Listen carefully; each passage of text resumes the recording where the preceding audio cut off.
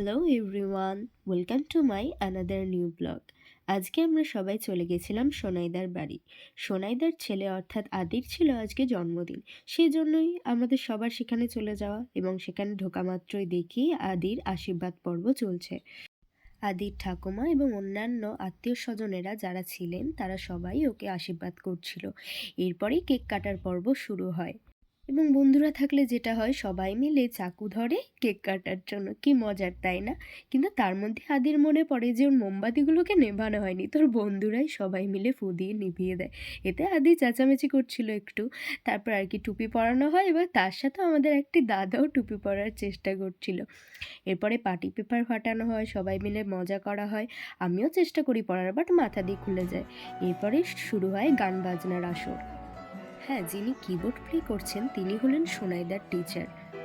অসাধারণ keyboard play করছিলেন, এবং এইসবের মাঝেই সোনাইদা আর রিকদা দুজন মিলে ডান্স করতে থাকে। সত্যি খুব দেখতে ভালো লাগছিল, আর মজাও হচ্ছিল সেরকম।